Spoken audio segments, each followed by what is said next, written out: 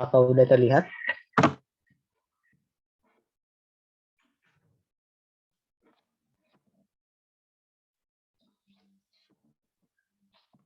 Maaf, ini udah terlihat nggak nih share screen-nya? Udah. Udah. Oke. Baik, aku mulai aja. Baik.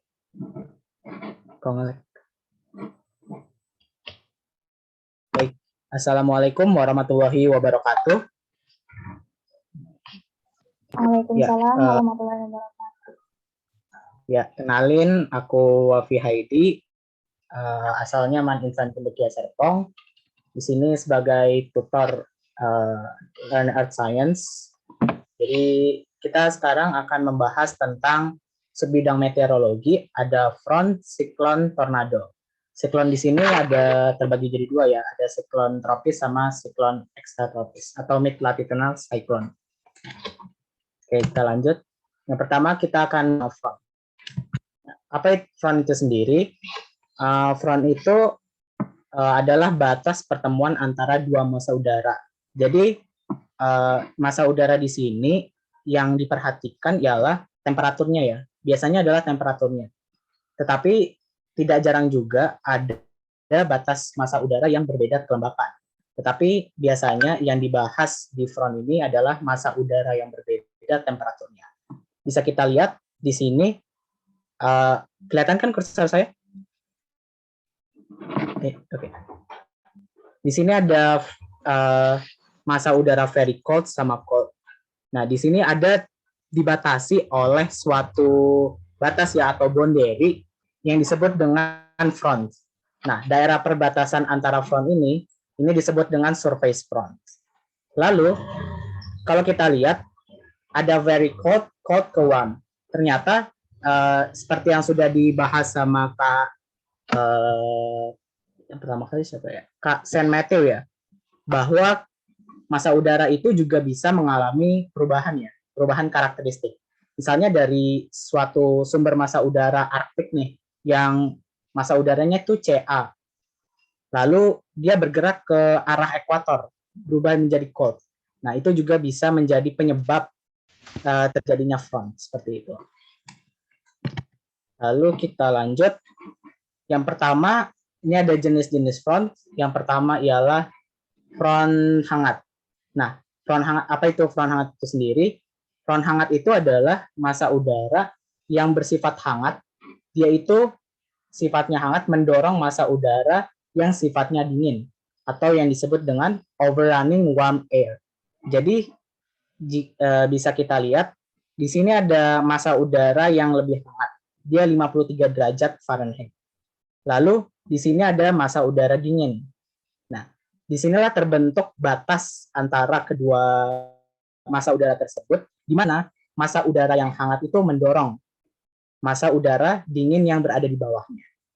Biasanya batas front hangat ini itu cenderung landai ya, sekitar 0,5 derajat sampai 1 derajat. Kalau kita lihat di peta sinoptik itu seperti ini. Ada tanda bulat-bulat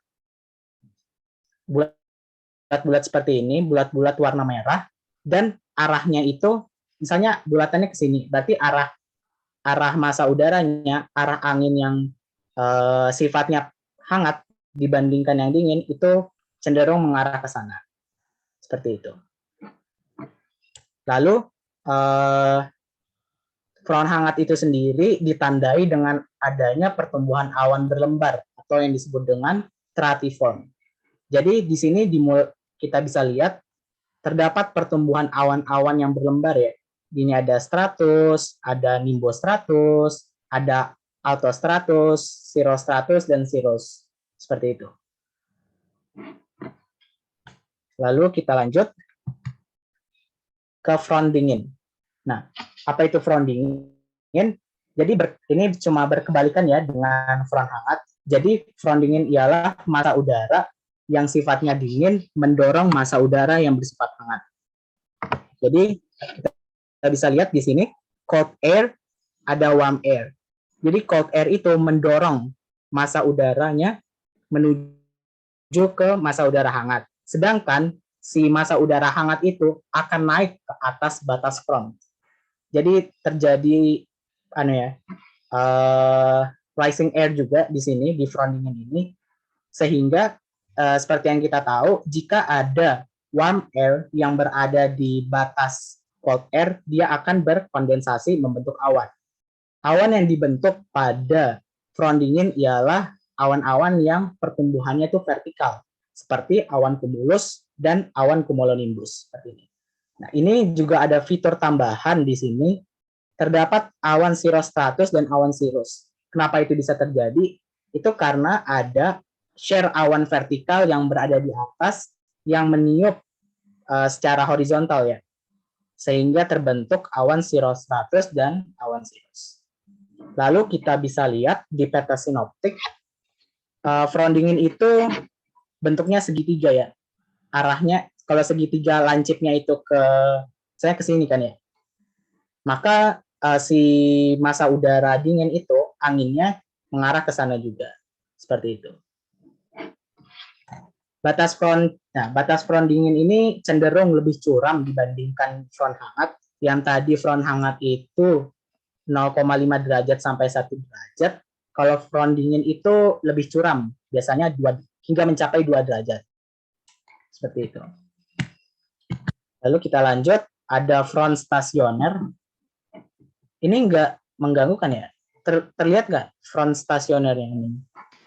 Terlihat, Kak. Oh, terlihat, oke. Yang ketiga adalah front stasioner. Seperti yang saya bilang tadi, biasanya yang kita bahas di front ini adalah perbedaan massa udara berdasarkan temperaturnya. Nah, di sini ada temperaturnya tidak terlalu beda signifikan ya. Ini polar, ini polar. Yang berbeda signifikan adalah kelembapannya. Nah, di sini bisa terjadi di front stasioner. Seperti itu. Kenapa yang maritim polar itu cenderung bersifat front hangat? Karena seperti yang kita tahu, si lautan itu kan, kalau MP itu kan maritim polar ya, berarti berasal dari lautan. Nah, karena berasal dari lautan akan melepaskan panas laten dibandingkan yang CP, kontinental, yang biasanya bersifat kering dan lebih dingin. Front stasioner ini juga disebut dengan front yang diam, ya, stasioner sama dengan diam. Nah, frontnya saja yang diam, tetapi massa udara antara MP dan CP ini itu tidak nol ya. Jadi misal ini bergeraknya itu kan paralel ya. Ya, dia memiliki kecepatan dan arah tertentu yang bersifatnya paralel. Jadi nggak tegak lurus begini. Ini bukan kayak gini ya. Bukan kayak gini. Jadi tidak terjadi tidak terjadi tumbukan dan saling bertentangan gitu. Seperti itu. Oke, kita clear.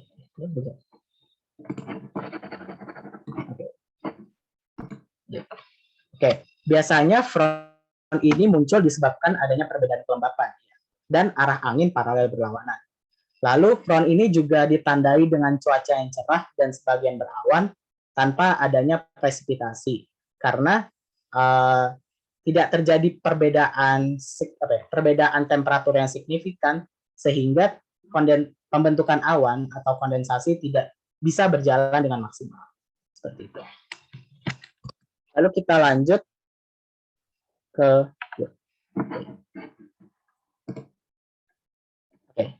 ada front oklusi. Apa itu front oklusi?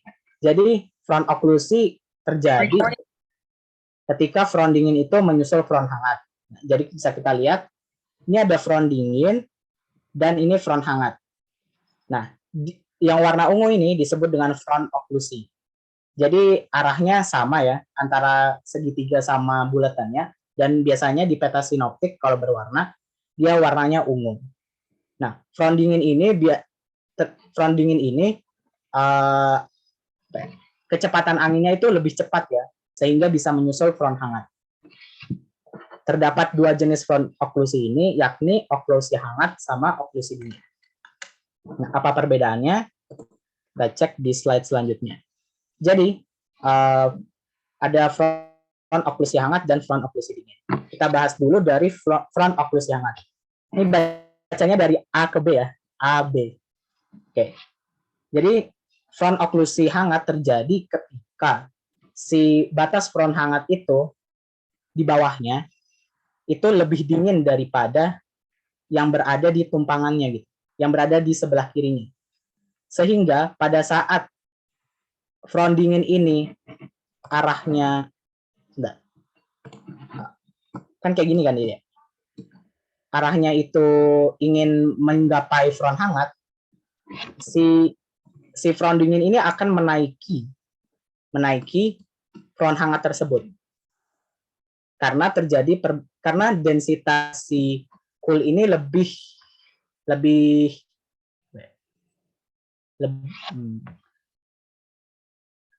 kecil lah dibandingkan si massa udara yang cold ini. Seperti itu. Lalu ada front oklusi dingin. Perbedaannya kita balik aja sebenarnya. Ini ada di warm air ini di bawah batas front hangat, ini ada massa udara yang dingin, sedangkan yang mengejarnya ialah massa udara yang bersifatnya tuh sangat dingin. Sehingga karena massa udara yang very cold itu sangat besar densitasnya, maka si massa udara yang cold, yang lebih hangat lah istilahnya relatif dibandingkan very cold, akan naik ke batas udara yang very cold atau front yang very cold itu sendiri. Seperti itu. Oke, kita hapus. Nggak bisa di-clear. Lalu lanjut. Nah, ini ada suatu gambaran peta sinoptik yang berada di benua Amerika. Kita analisis sama-sama. Yang AB ini tadi front stasioner ya, ditandai dengan bulat hangat ke arah yang berlawanan dengan segitiga kirinya. Front hangat, front dingin berbeda arah gitu. Tetapi si massa udaranya itu paralel ya, kecepatan anginnya paralel atau tidak sama dengan 0. Sehingga frontnya saja yang diam. Lalu ini ada front dingin ditandai dengan segitiga lancip. Lalu ini ada front hangat. Jika front dingin ini menyusul atau mengejar front hangat, akan membentuk front oklusi. Seperti itu. Kita lanjut. Ini ada front lagi yang disebut dengan anafront. Nah, apa itu anafront sendiri? Jadi anafront itu terdapat dua front yang berada pada suatu wilayah. Sebenarnya kalau kita balik ke sini, awal dari front oklusi sendiri itu adalah anafront gitu. Jadi pengertian anafront itu sebenarnya terdapat dua front yang berbeda, atau bisa disebut juga pre-oklusi ya. Nah, seperti itu. Kita hapus dulu ya. Oke. Lanjut. Nah, awan-awan yang berada pada daerah tersebut bervariasi dari berbagai ketinggian. Ya, seperti yang kita tahu, karena ada dua jenis front, berarti terjadi ya kumpulan awan yang berbeda. Yang cold ini biasanya awannya vertikal ya, seperti cumulus, cumulonimbus, sedangkan yang front hangat itu dia bersifat lembaran, stratiform, atau contoh-contoh awannya misalnya nimbostratus, altostratus, cirrostratus, dan cirrus. Seperti itu. Kita lanjut. Ada yang disebut dengan katafront. Apa itu katafront? Sebenarnya katafront itu sama dengan anafront. Tetapi ada subsidence inversion yang terjadi pada lapisan troposfer. Biasanya presipitasi yang terjadi di katafront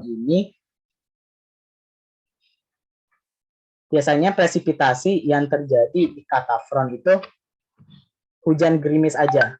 Kenapa? Karena pertumbuhan si awan ini yang harusnya ini bisa membentuk awan vertikal, yang ini bisa membentuk awan yang berlembar, tetapi karena ada subsidence inversion itu, dia itu hanya ketinggiannya itu tidak maksimal ya pertumbuhan awannya. Jadi dia hanya bisa membentuk misalnya di sini awan stratocumulus. Nah, apa itu subsidence inversion sendiri? Jadi subsidence inversion itu adalah terjadi suatu fenomena di mana massa udara yang hangat dan kering itu akan tenggelam sehingga berada di batas atau disebut dengan boundary layer, lapisan yang tidak batas antara lapisan yang terpengaruh antara gesekan dan yang tidak terpengaruh gesekan atau yang disebut dengan troposfer bebas. Jadi jika warm, dry and sinking air ini jatuh atau tenggelam ke batas boundary layer, seperti yang kita tahu, karena adanya pressure dari warm and dry air ini, itu akan meningkatkan suhu profil dari troposfer itu sendiri, sehingga yang tadinya itu adalah lapse rate dari komposisi struktur vertikal atmosfer pada troposfer itu kan biasanya adalah lapse rate ya. Karena ada warm dry air ini, sehingga air temperature profile-nya itu akan inversion. Jadi terjadi subsidence inversion itu sendiri. Tandanya gimana? Tandanya ialah terjadi penumpukan awan di sini, di sekitar sini, karena dia tidak bisa si massa udara ini tidak bisa menembus lapisan inversi itu sendiri. Lalu kita lanjut ke siklon ekstratropis. Kalau ada yang ditanyakan langsung aja ya. Nah, apa itu siklon ekstratropis? Jadi, oh ya, tadi kita udah bahas, tadi aku sebut kita akan bahas siklon tropis sama siklon ekstratropis. Jadi kita bahas siklon ekstratropis dulu. Nah, apa itu siklon ekstratropis? Sebenarnya siklon ekstratropis itu zona yang berhubungan dengan front polar yang mengakibatkan adanya gradien suhu yang tinggi. Dan di sini seperti siklon tropis juga, sini low ya. Dan dia berasosiasi dengan front, yaitu front oklusi. Nah, siklon ekstratropis sendiri itu seperti namanya, ekstratropis ya. Berarti berada di luar jangkauan tropis gitu, berdasarkan iklim matahari. Jadi, siklon ekstratropis ini berada pada lintang menengah, yakni 35 derajat sampai 65 derajat lintang utara maupun 35 derajat sampai 65 derajat lintang selatan. Tetapi yang sering dibahas ialah 35 derajat ini ya, yang lintang utara. Ya, karena biasanya manusia kan terkumpul di situ. Jadi fenomena-fenomena yang berasosiasi dengan manusia sering dibahasnya di situ. Itu aja sih.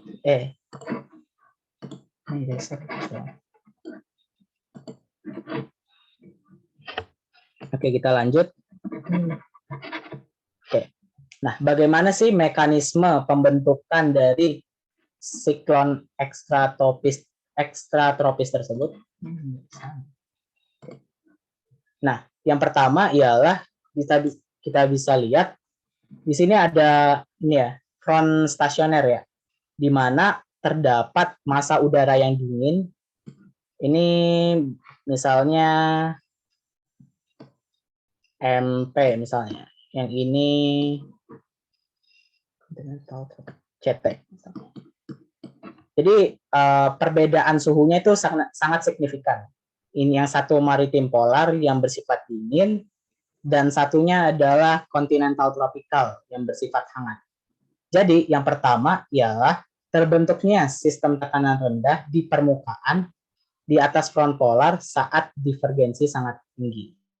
Lalu karena adanya pembelokan, terbentuklah yang namanya disebut dengan front polar. Nah, lalu si front dingin itu akan tenggelam ke permukaan, dan si warm air ini, front dingin lagi, massa udara yang dingin ini akan tenggelam ke permukaan, dan yang si warm air ini terjadi terjadi pergerakan lah intinya, terus mengalami efek gesekan sehingga menyebabkan permukaan aliran di sekitar pusat tekanan rendah menjadi konvergen atau naik. Lalu karena adanya aliran ke dalam yang dari yang warm air ini yang disebabkan oleh pengangkatan skala besar atau pengangkatan skala besar menyebabkan adanya pendinginan karena adanya karena dia warm air ya, yang CT dia akan konvergen dan naik ke atas, sehingga karena profil temperatur atmosfer itu lap spread, sehingga si massa udara ini akan mengalami kondensasi dan terbentuknya awan. Kita lanjut ke tahap ketiga.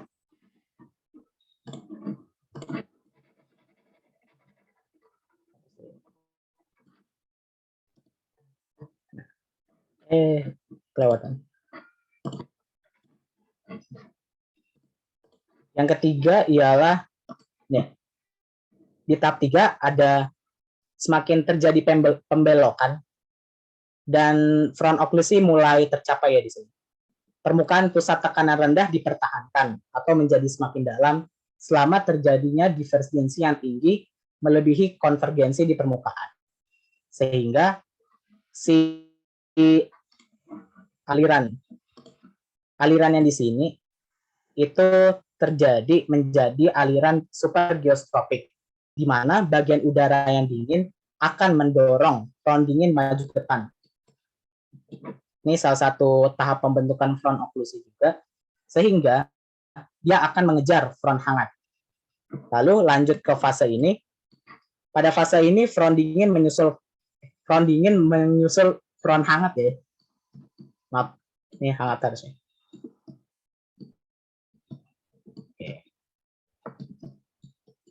Ya, pada fase ini front dingin menyusul front hangat dan membentuk front occlusi yang muncul dari pusat.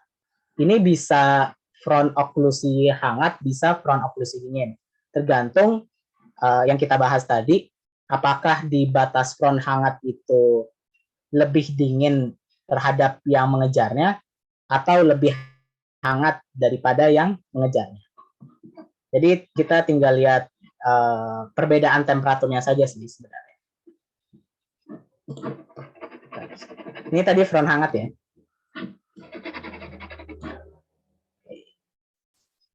Kita lanjut. Ini nggak bisa. Oke.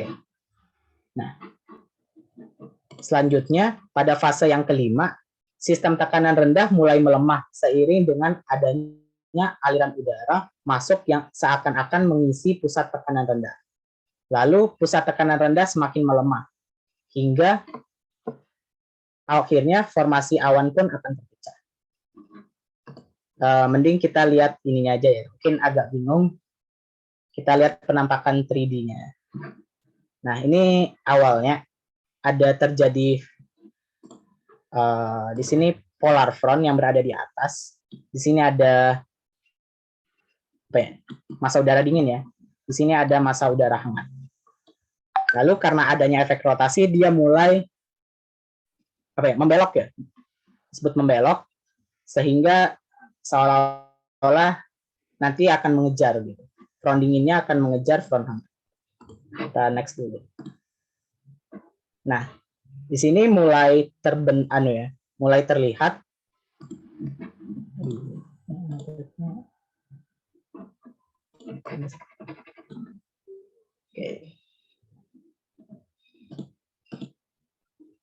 si warm air ini yang tadi karena adanya efek gesekan sehingga menimbulkan konvergensi, dia akan naik ke atas. Dan yang si massa udara yang dingin akan menuju ke sini. Sehingga nanti kalau kita next,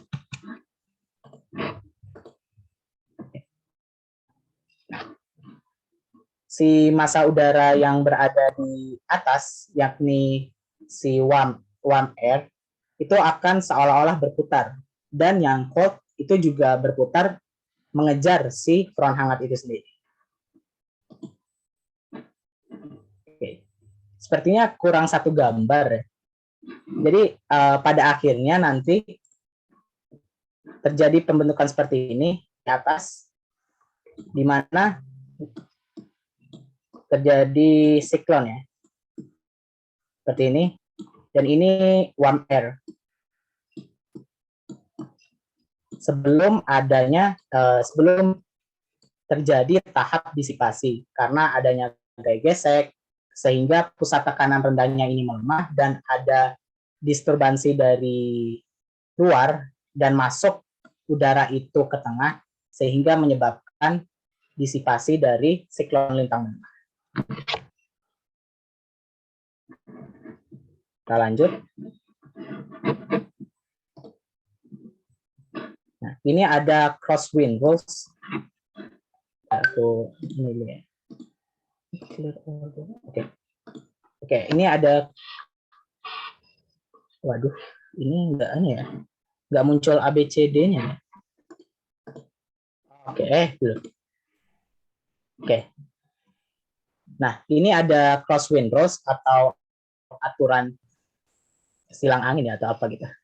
Jadi kalau misalnya kita seorang observer ingin memperkirakan posisi dari sistem tekanan rendah pada front oklusi, dan kita dapat membuat peramalan secara kasar, itu kita harus sebagai seorang pengamat berdiri menghadap angin permukaan. Jadi kalau kita gambarin misalnya di A nih, menghadap angin permukaan.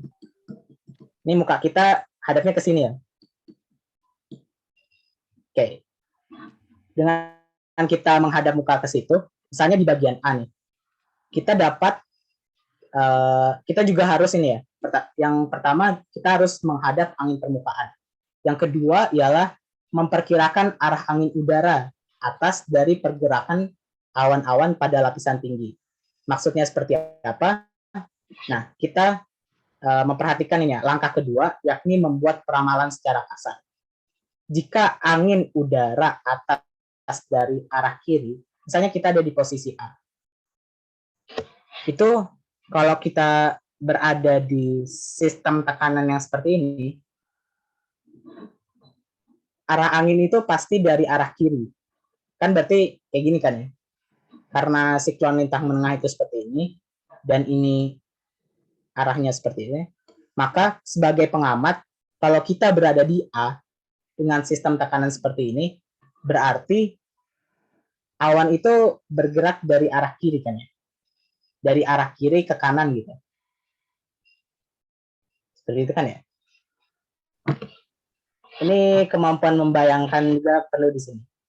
Nah, kalau misalnya kita mendapati angin udara atas atau pergerakan awan itu dari arah kiri, maka peramalan secara kasar itu kondisi cuaca cenderung akan karena di sini ada front hangat ya sebenarnya. Ini nggak tergambar dengan baik. Kenapa di posisi A itu kondisi cuaca cenderung akan memburuk? Karena kalau misalnya di sini ada front dingin dan front hangat, dan arah pergerakan front itu berada di atas, dan seperti ini, yang kita bisa lihat dari arah kiri ke kanan, kalau kita berada di A, maka si front dingin akan mengejar front hangat itu kan membawa ini ya, membawa awan-awan vertikal, membawa awan-awan juga stratiform, dan berkumpul menjadi satu. Sehingga kalau kita berada di posisi A, maka kita akan tertiban hujannya atau presipitasinya dari front oklusi itu sendiri. Seperti itu. Lalu, kalau kita berada di B, misal kita ada berada di B, kita ngadep ke sini ya berarti, ke sini.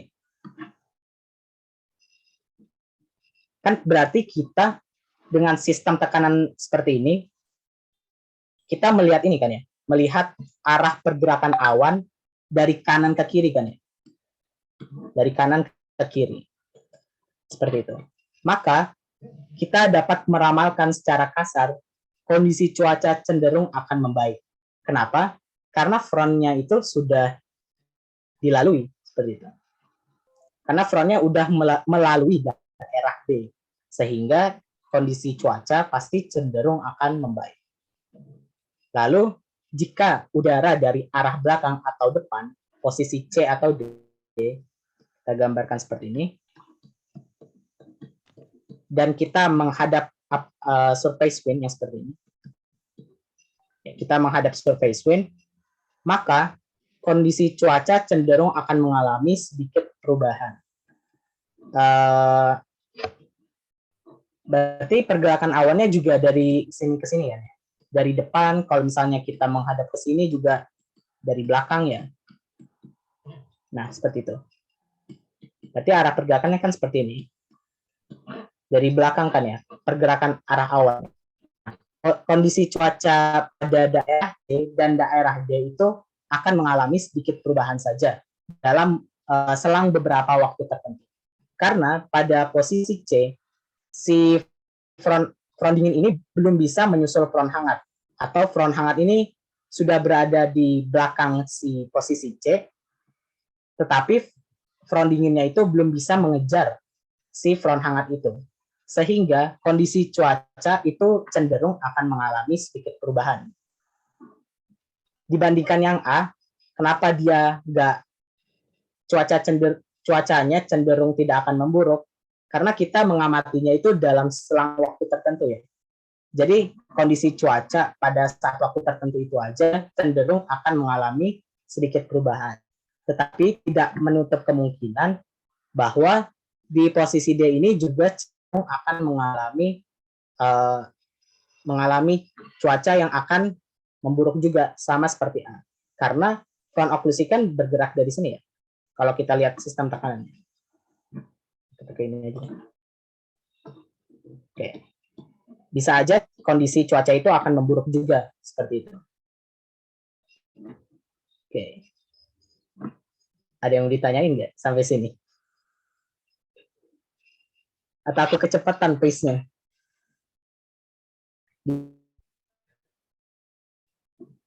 Oke, kalau nggak ada, aku clear. Mudah-mudahan bisa dipahami ya. Kalau belum dibaca-baca lagi ya. Oke, lanjut.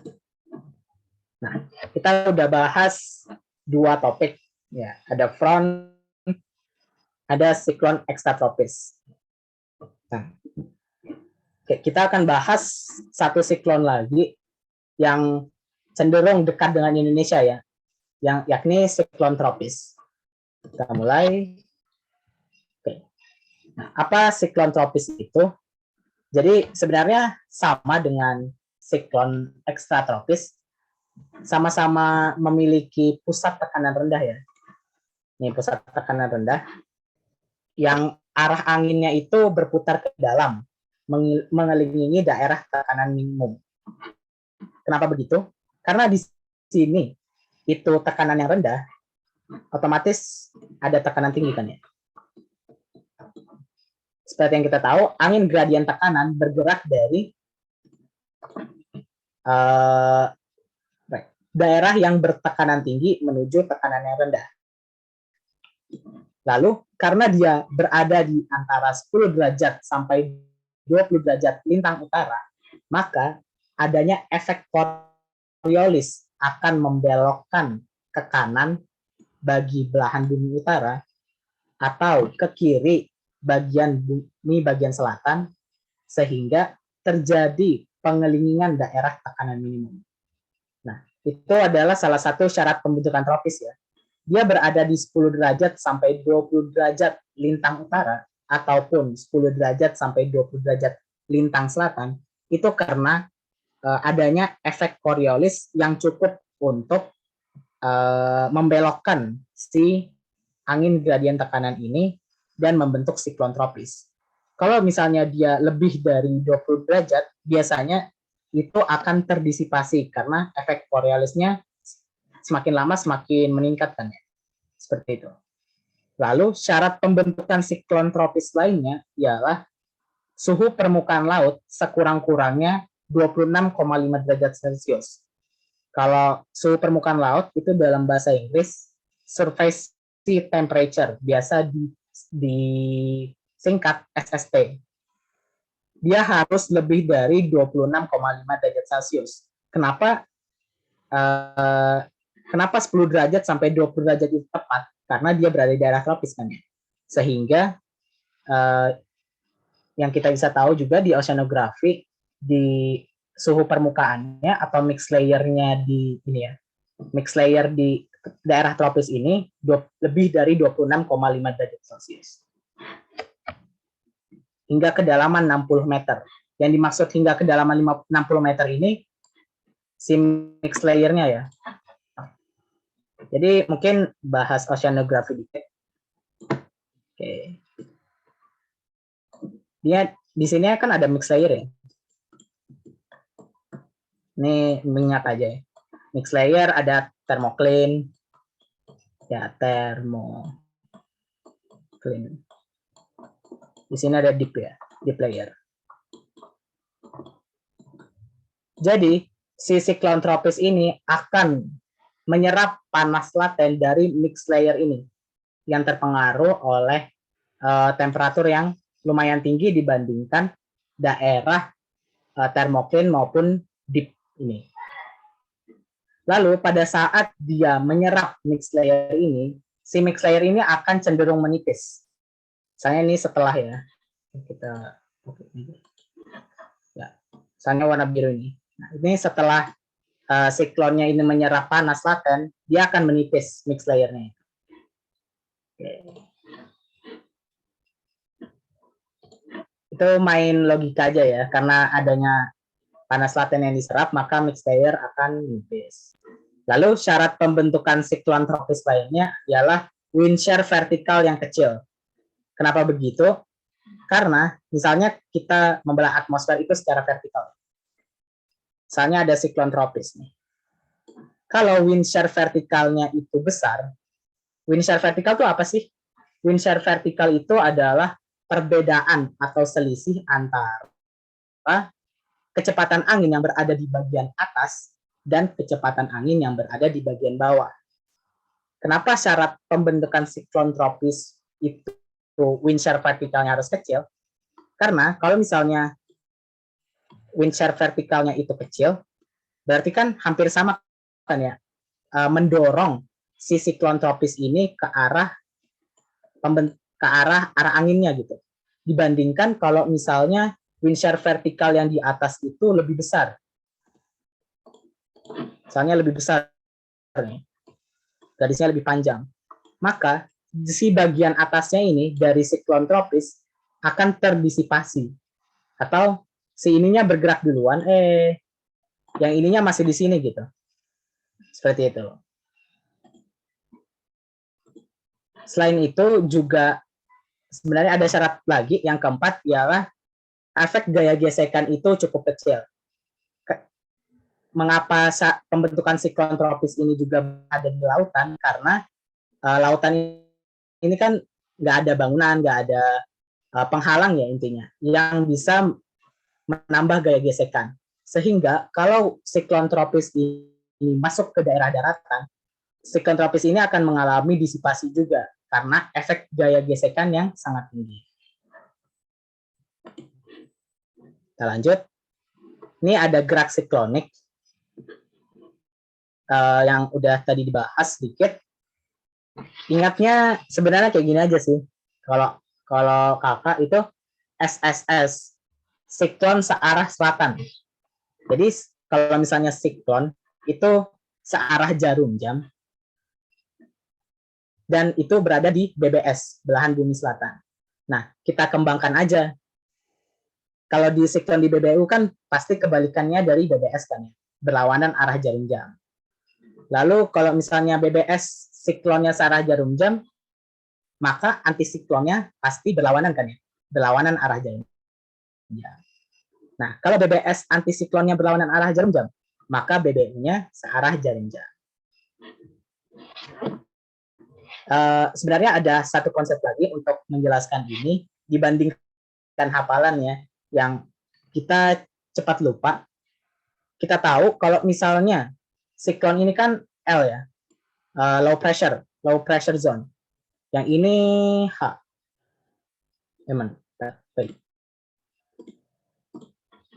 Ini warnanya ganti. Yang ini H. Misalnya. Kita pakai warna hijau aja ya. Nah, kalau seperti yang kita tahu, gaya Coriolis di belahan bumi bagian selatan itu kan cenderung mengiri kan ya. Berarti kalau cenderung mengiri, berarti kan seperti ini. Nah, itu kan ya. Agak susah ya kalau di sini ya. Ntar aku gambarin di bawahnya aja. Misalnya ini HD. Berarti kan cenderung mengiri kan ya, gini.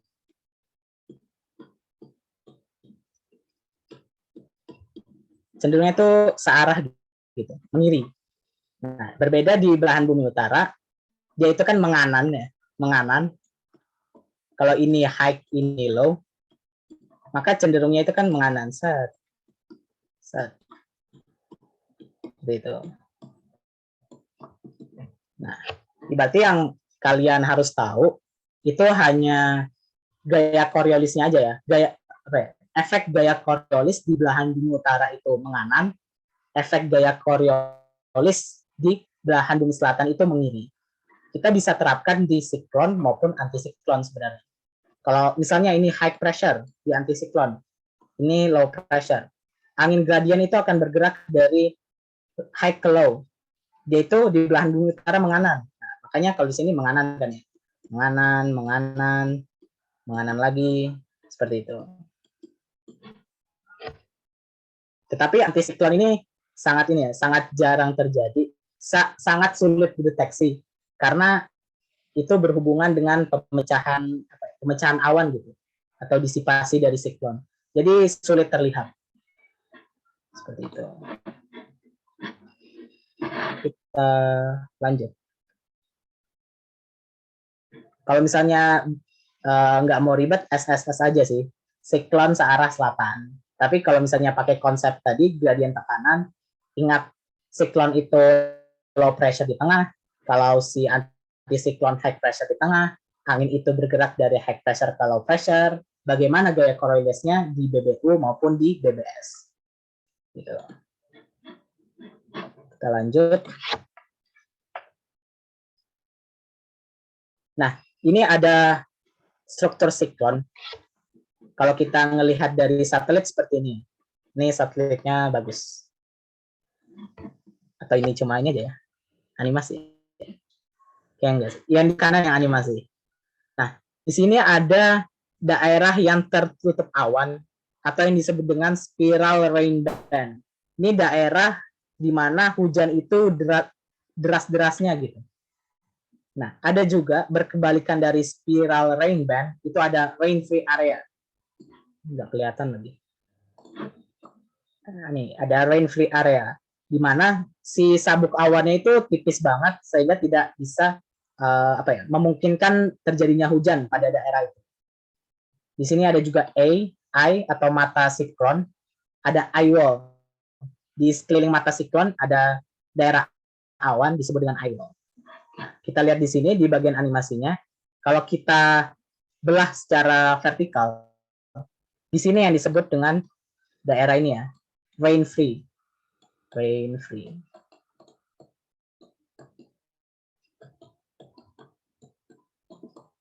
Daerah yang terkena hujan disebut dengan spiral rain.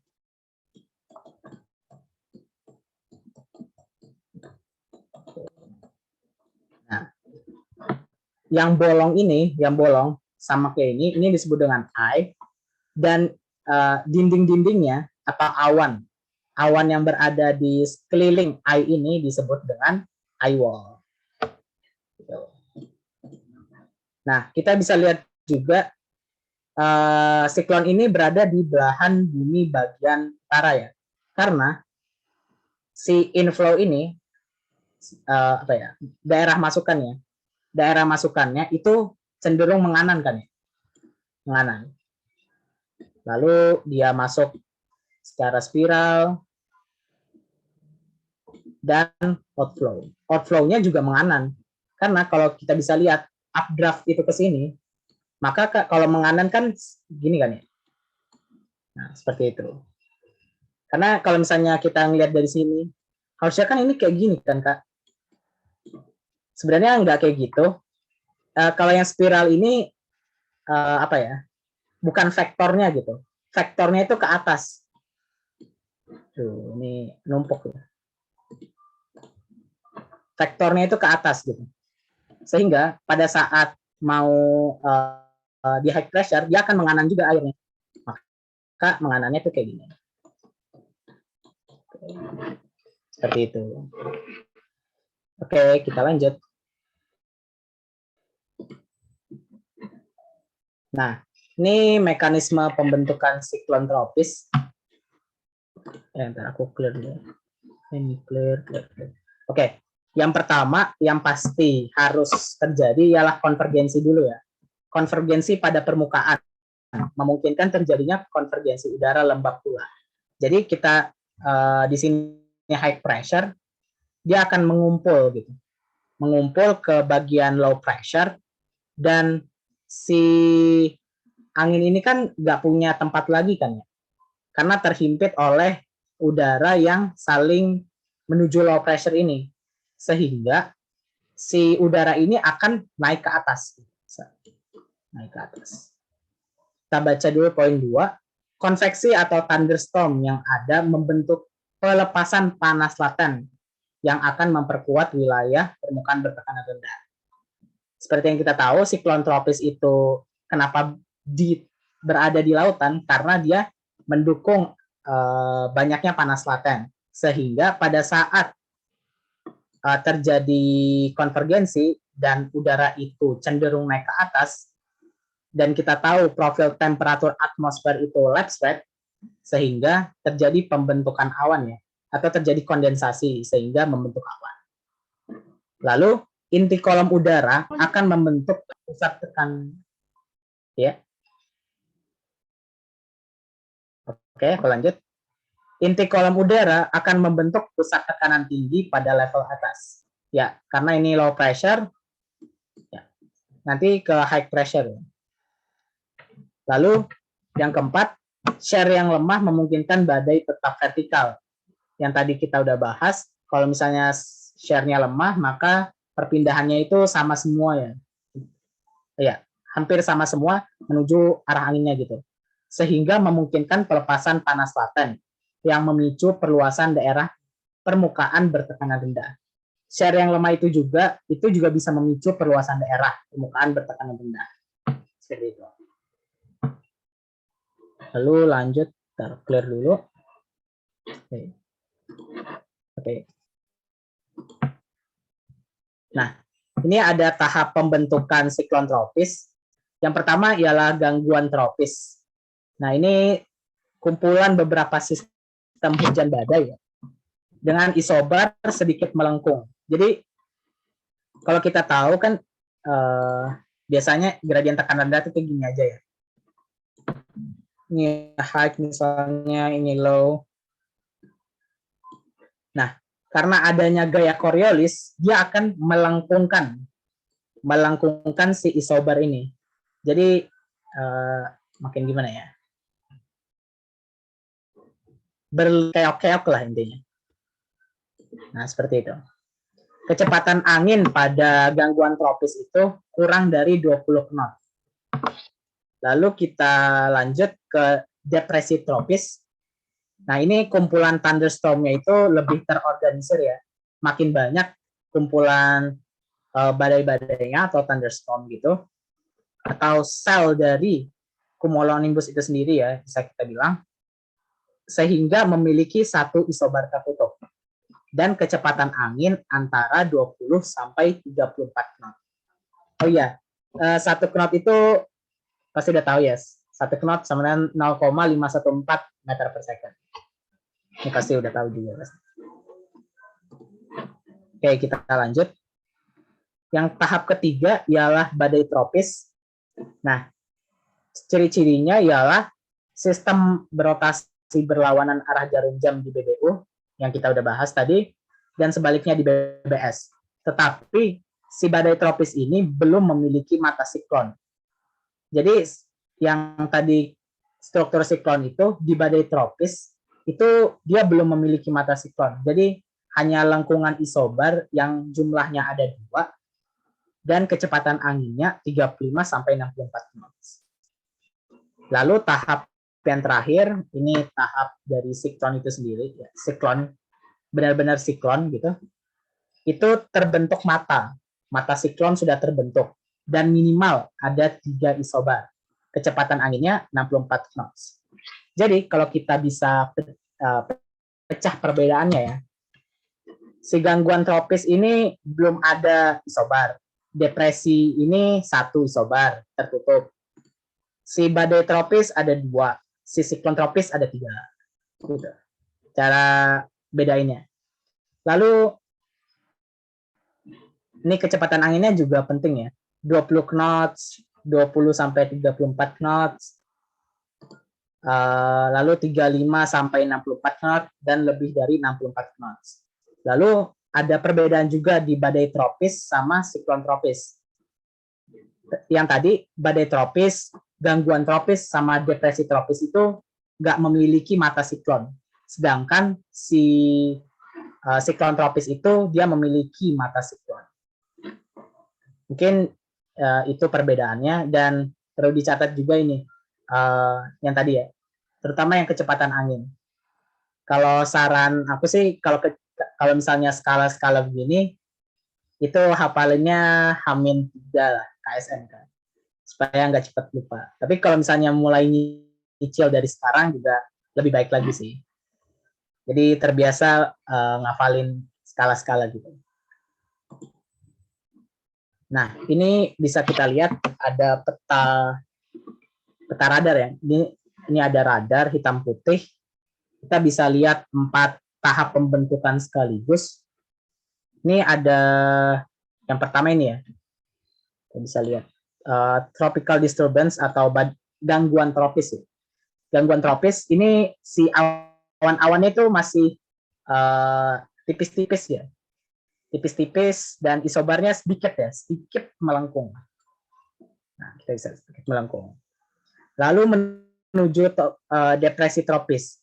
Mulai banyak awan-awan yang berkumpul di satu sel ini dan isobarnya juga mulai melengkung gini. Oke. Nah, kita lihat lalu ke tahap 3, ini tropical storm. Dia mulai kebentuk jelas nih, ada ini ya. Mulai kebentuk jelas si lengkungannya itu karena makin cepat ya kecepatan anginnya. Lalu berakhir di hurricane di sini. Ini udah ada mata siklonnya. Nah, ini ya. Mata siklonnya dan awannya itu udah memadat gitu. Membentuk putaran. Nah, seperti itu. Ini juga kita bisa lihat, ini pasti belahan bumi utara.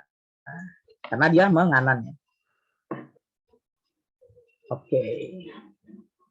Kita lanjut. Nah, ini skalanya juga. Yang tadi kan yang sebelum terjadinya ini ya, tahap pembentukannya aja. Yang tadi 20 knots, 20 sampai 34 knots, 35 sampai 64 knots, lebih dari 64 knots. Nah, kalau misalnya yang lebih dari 64 knots, ini kita bagi skala kekuatannya itu dengan skala Saffir-Simpson. Itu untuk mengukur siklon tropis, kekuatan siklon tropis berdasarkan kecepatan angin. Ini bisa kalian hafalin ya, 64 sampai 82, 83 sampai 95, dan seterusnya. Ini ada juga tingkat kerusakan yang diakibatkan oleh siklon tropis ini berdasarkan tingkatannya dari 1 sampai 5. Tapi sejauh yang aku tahu nggak pernah keluar di KSN. K sampai KSN. Sampai nasional pun nggak pernah. Tahu aku nggak pernah keluar sih. Jadi kalau misalnya dibaca-baca aja sih sebagai pengetahuan. Oke, kita lanjut. Nah ini mungkin yang agak sedikit penting. Nah, ini salah satu dampak dari siklon tropis itu adalah storm surge atau gelombang badai ya, gelombang badai. Jadi kalau misalnya kita lihat, ini mean sea level atau normal tide height. Di sini misalnya ini udah pasang tinggi nih sampai sini, lebih tinggi dari mean sea levelnya. Nah, pada saat storm surge ya karena ada angin yang berhembus ya menuju pantai, kayak kan ini ya, akan meninggi gelombangnya dan akan menghancurkan rumah sekitar. Nah, ini ada perbedaan karakteristik gitu, lebih menguntungkan pantai yang itu curam dibandingkan pantai itu yang landai gitu. Kalau misalnya kita kayak gini, ya entar, nggak salah nih, di bawah aja. Landai, misalnya landai gini, dibandingkan yang curam. Curam gimana sih? Bentar. Oke. Soalnya gini. Nah, si storm surge ini akan lebih merusak si anunya, si pantai yang dia itu landai. Karena kan halangannya itu nggak ada gitu, atau morphology break secara alami, breakwater secara alami. Kalau misalnya di yang curam, itu kan ada pemecahnya ya, misalnya ada gelombang gitu, dia akan terpecah di sini, terus ya, jadi pantai yang curam itu sedikit menguntungkan jika berada di siklon tropis, berada pada keadaan siklon tropis. Dan biasanya ini tergantung kekuatannya juga sih, SS1 sampai SS5 pasti semakin tinggi kecepatan anginnya, maka di height of storm surge atau ketinggian gelombang badainya juga akan semakin besar. Nah, ini ada contoh siklon, dampak siklon dari siklon Seroja di NTT. Tetapi sebenarnya aku nggak yakin sih ini disebut siklon atau enggak. Karena kan kalau kita tahu siklon itu kan 10 derajat sampai 20 derajat lintang utara atau lintang selatan. Jadi kalau NTT setahu aku sampai NTT sampai melebihi 10 atau tidak ya. Kalau bisa melebihi 10 mungkin ya disebut siklon. Kalau enggak, sebenarnya ada katanya tuh ada perbedaan gitu, apa ya, definisi menurut BMKG siklon dengan menurut World Meteorology Organization. Jadi kalau yang WMO sendiri, yang kita pakai di kebumian, pasti yang resmi ya, yang WMO itu 10 derajat sampai 20 derajat, itu yang pasti. Lalu, nah ini pernah keluar di KSN tingkat provinsi tahun 2021, tahun kemarin ya berarti. Nah, ini tata nama urutannya itu siklon tropis itu berdasarkan urutan alfabetik atau A sampai Z. Kalau di Indonesia itu gunain nama-nama bunga. Ini ada anggrek, bakung, cempaka, dahlia, flamboyan, kenanga. Ini pasti ada yang bingung kenapa E-nya itu nggak ada, G nggak ada. Sebenarnya aku nggak tahu secara pasti, tapi kayaknya ya itu nama-nama yang E itu nama bunga yang E itu nggak ada gitu. Yang G jarang atau nggak familiar lah, makanya langsung loncat ke K, langsung loncat ke M gitu. Ini MKS lagi atau ini nggak lengkap ya? Aku kurang tahu juga. Tetapi yang pasti adalah si tata nama siklon di Indonesia itu gunain nama bunga.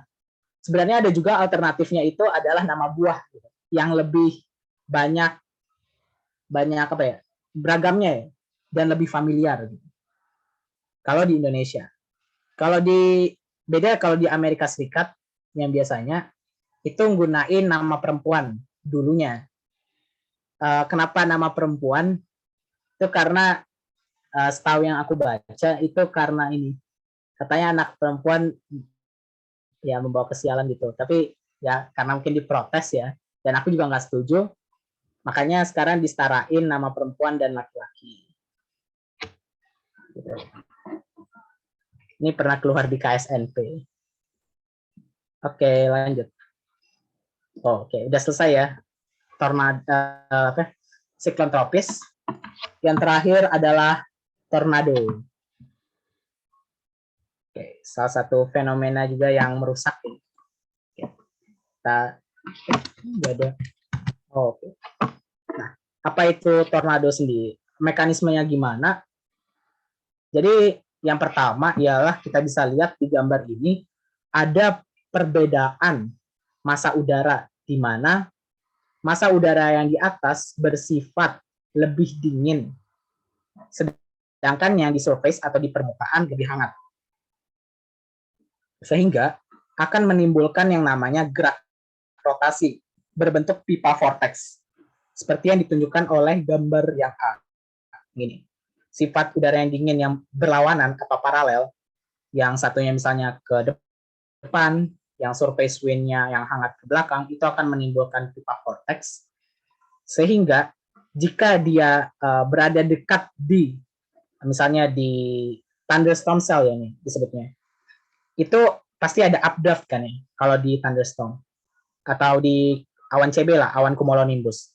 Karena adanya updraft yang kuat ini akan mengubah posisi pipa vortex ini, akan menjadi vertikal ya, karena adanya updraft ini.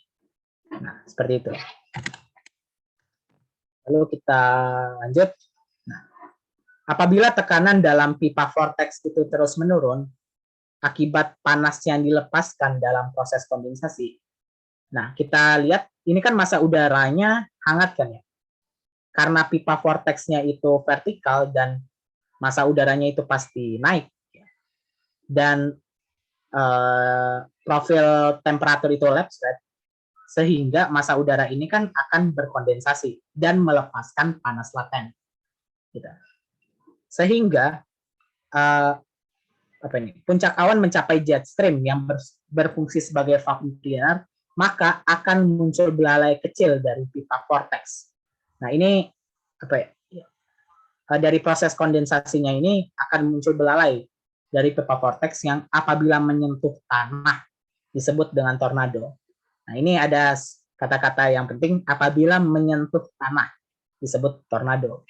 Karena ada keluarga tornado yang tidak menyentuh tanah, yang disebut dengan funnel cloud. Jadi sebenarnya sama mekanisme pembentukannya, funnel cloud dengan tornado, itu bedanya cuma si funnel cloud ini, tornadonya itu nggak nyentuh tanah yang berada di daratan. Kenapa? Karena si massa udara yang terangkat ke atas itu tidak cukup banyak untuk membentuk pipa vortex ini untuk mencapai ke tanah, gitu. Lalu ada satu keluarganya lagi, yaitu water spout, yakni tornado yang ujungnya menyentuh perairan. Mekanismenya juga sama, ada pipa vortex. Ini ada udara hangat, udara dingin yang paralel terangkat ke atas dan membentuk tornado, tetapi ujungnya berada di perairan. Nah, kalau misalnya tadi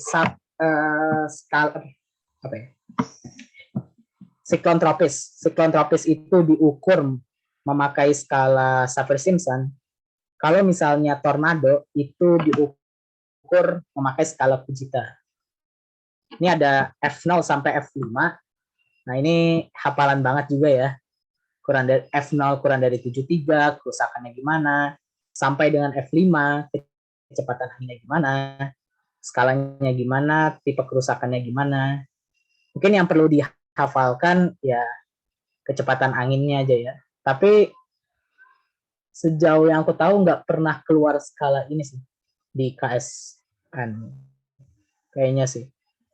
Koreksi kalau aku salah. Biasanya yang keluar itu Saffir-Simpson, Beaufort itu yang paling ngeselin sih. Karena banyak banget kan ya. 0 sampai 12. Bayangin. Nah, ini boleh diapalin aja. Tapi setahu aku jarang keluar gitu. Oke. Oke, mungkin itu aja yang bisa aku sampaikan. Kita kuis. Ada yang mau ditanyain dulu nggak? Apa?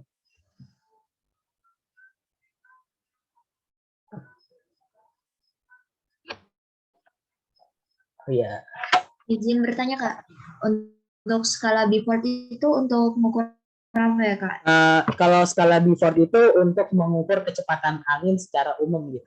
Kalau nggak salah udah pernah dibahas Kak Reza ya, Kak Reza Nur Hidayat. Oke Kak, terima kasih. Oke. Ada lagi sebelum kita kuis 10 soal gampang kok. Ya lumayan lah. Oke, karena ini ada chat dulu. Oh ya, izin bertanya Kak, biasanya soal-soal tentang front bentuknya seperti apa ya Kak? Yang biasa ditanyain itu kembali dulu. Aduh, apa? Ikut ya, soalnya. Aduh, bentar guys, nge-lag. Oke, nge-lag. Bentar ya. Oke, lanjut. Yang biasa ditanyain itu karakteristik ya, yang pasti. Karakteristik dari setiap front, tipe perawanannya. Itu yang biasa ditanyain sih. Yang ini juga tricky nih, front yang diam. Yang biasa ditanyain itu 4 sih, 4 yang biasanya ya, cuma 4. Front hangat, front dingin, front stasioner, front okusi. Kalau yang anafront, katafront ini jarang banget gitu. Kayak nggak pernah, mungkin di pelatnas ya. Tetapi kalau di KSNK sampai KSN, insya Allah 4 ini aja sih. Pengertian front juga ya maksudnya ya. Pengertian jenis front yang 4 ini. Dan di peta sinoptik juga. Gimana simbol-simbolnya dan bagaimana cara pembentukannya. Oke. Ada lagi yang ingin bertanya?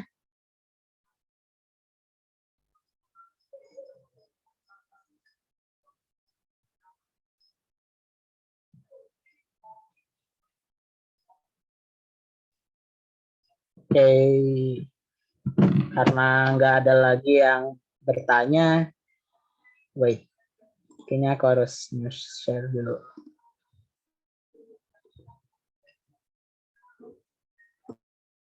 Kita kahut ya, sebentar. Aku stop share dulu. Oke.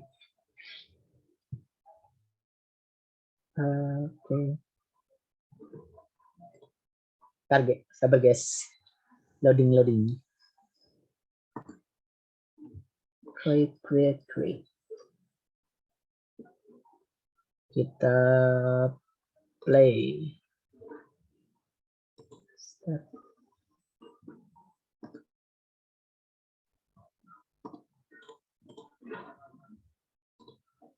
Oke, share screen.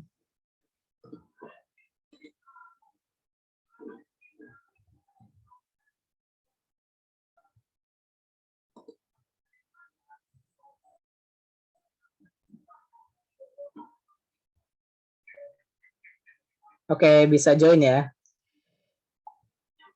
Kahoot.it. Tenang, 10 soal, gampang. Bisa join, guys.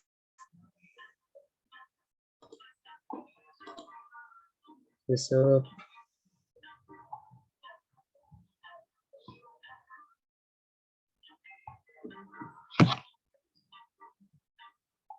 Untuk mengukur kemampuan nih.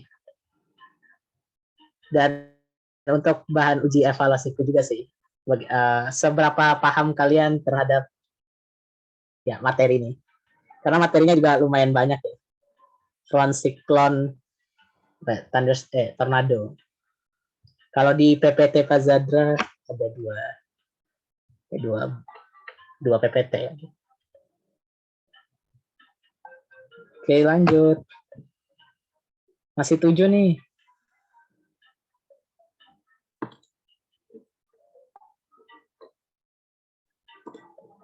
Ayo. namakan. Waduh, ini yang join 20, masih 9 ya. Masih setengah nih. 10.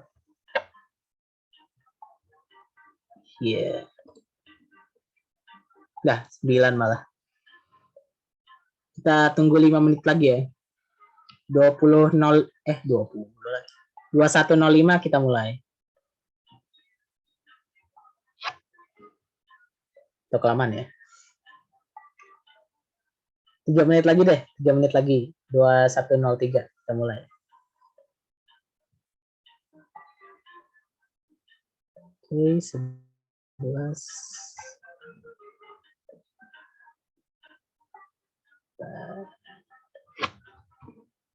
Waduh, ini 9 orang kemana nih? Waduh.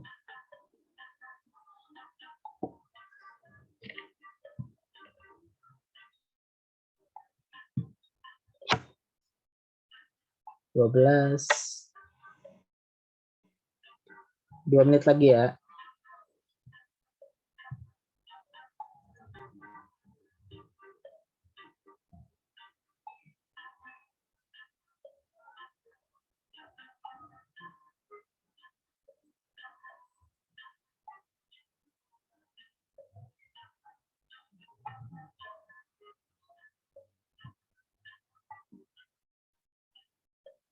Waduh, malah berkurang.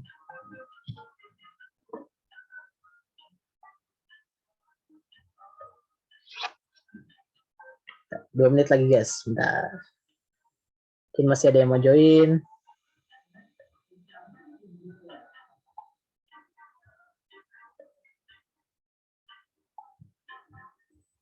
Oh juga ya. 12.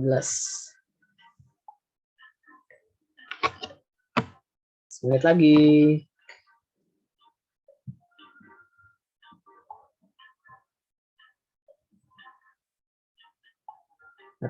Mantap.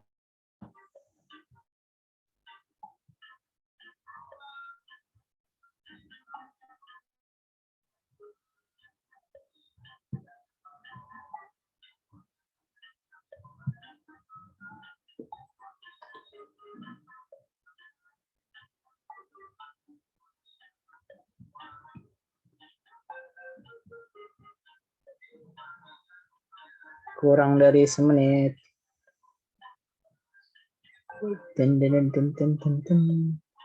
Sek 15. 14.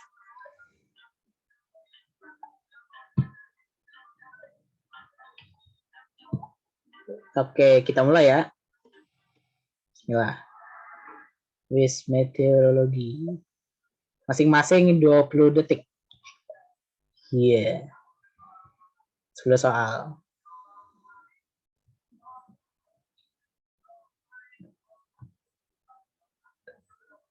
Oke.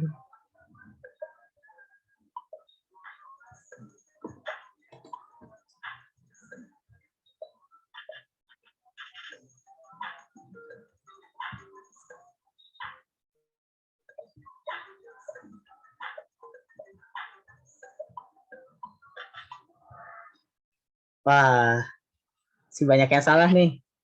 Denjok. Wah, ini hampir merata ya. Oke, bahas dikit. Batas antara massa udara yang bersifat dingin mendorong massa udara hangat. Ingat, ini dingin ya. Dingin mendorong hangat. Maka front dingin ya jawabannya ya. Oke.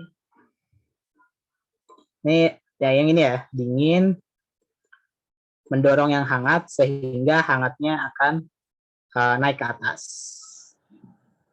Oke. Gak apa-apa, masih banyak soal. Kita next. Oke. Lanjut. True or false? Kecepatan angin pada setiap massa udara di front stasioner adalah 0.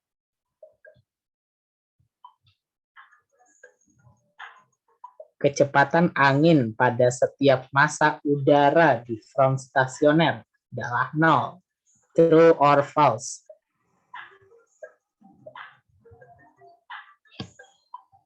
Jawabannya false ya.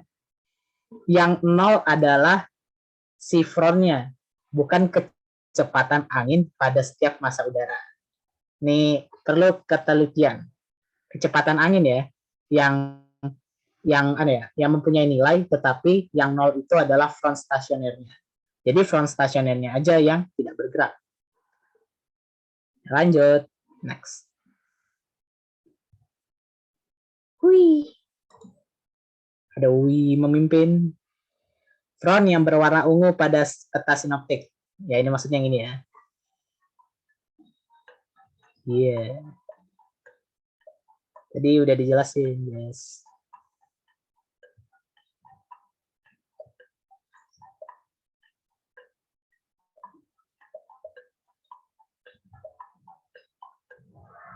Oke, makin membaik nih. Front occlusi ya jawabannya ya. Karena ada buletan sama segitiganya itu berada di dalam satu garis gitu. Paralel juga yang buletan ke kanan, yang segitiga juga ke kanan. Maka itu disebut dengan front occlusi. Semangat yang masih salah. Dan next. Raisa memimpin. Oke. Kita lanjut. Siklon lintah menengah terjadi pada,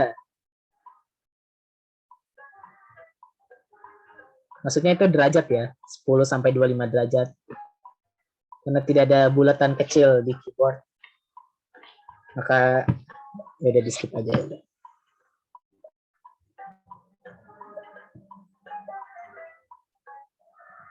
Oke, mantap. Jawabannya ya benar.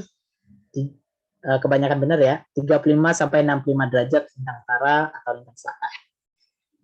Kalau yang 10 sampai 20 itu siklon tropis. Ini siklon lintang menengah atau middle latitudinal cyclone atau siklon ekstratropis. Itu nama lainnya, guys. Lanjut. Siap, Aden. Nomor 5.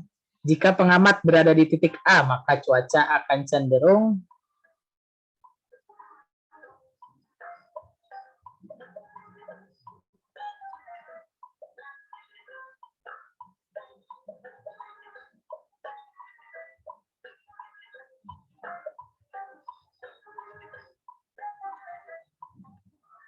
Oke, jawabannya memburuk ya. Karena frontnya itu belum dilalui di titik A dan si front dingin akan mengejar front hangat dan berada begitu titik A, si presipitasinya itu akan cenderung memburuk ya. Presipitasinya akan deras dan cuaca akan cenderung memburuk. Oke, semangat masih. Ada berapa soal lagi? Oke, siap. True or false? Gerak antisiklon di belahan bumi bagian selatan adalah berlawanan arah jarum jam. Okay. True or false? Gerakan antisiklon di BBS adalah berlawanan arah jarum jam. Yeah. 12. Ayo guys. Jawabannya true ya, benar. Ingat tadi ada triknya SSS, siklon searah selatan. Maka kalau antisiklon, kebalikannya dari siklon ya, maka berlawanan arah jarum jam. Lanjut, next.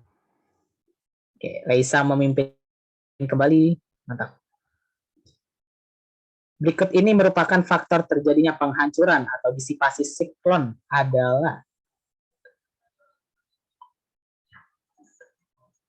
siklon tropis ya ini ya.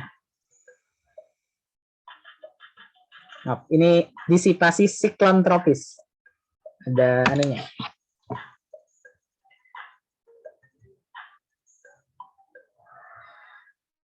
Oke.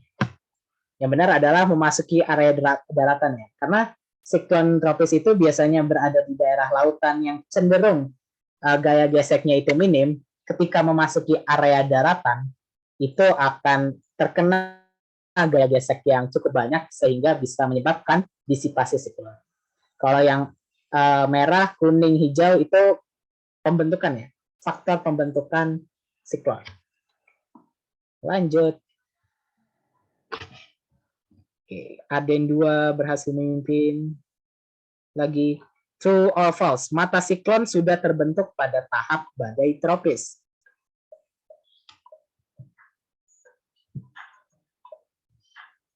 True or false? Mata siklon sudah terbentuk pada tahapan badai tropis. Jawabannya false ya, karena di siklon tropis, di tahapan siklon tropis itu baru terbentuk mata siklon. Semangat yang 3 orang. Masih ada berapa lagi nih? Kita next. 2 lagi. Siklon yang terjadi di Nusa Tenggara Timur pada tahun 2021 adalah, tadi ada di PPT guys, siklon yang terjadi di NTT tahun 2021. Oke. Jawabannya Seroja ya. Ini kita sebenarnya ada hintnya. Kalau misalnya yang Brian sama Adela itu kan nama orang ya. Kan kalau di Indonesia nggak ada ya nama orang itu sebagai tata nama pembentukan siklon, maka pasti pilihannya kalau nggak Edelweiss, Seroja nih. Nah, tadi disebutin ya, tadi yang di NTT itu siklonnya Seroja. Ini juga sebenarnya masuk di KSNP gitu, tapi bukan nama siklonnya yang ditanya. Lanjut. Soal terakhir, true or false? Skala yang digunakan untuk mengukur kekuatan tornado adalah Fujita.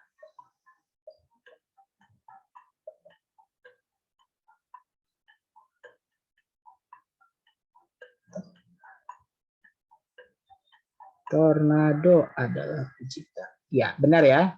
Skala Fujita. Kalau misalnya skala siklon tropis adalah skala Saffir-Simpson. Oke, kita lihat podiumnya. Jeng jeng jeng. Bener 8 dari 10 Ahmad. Siapa tuh? Ada Reisa di posisi 2, bener 8 juga, cuma beda skor. Oke, Aden 2, mantap.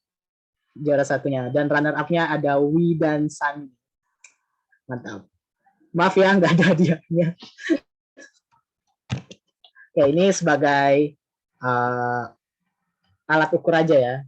Semangat di KSN tingkat kotanya. Kalau kalian terpilih, mungkin aku tutup kuisnya dulu ya. Stop share. Mantap. Aden 2, Reisa Ahmad. Semangat juga bagi yang lain. Oke. Kak Rizka.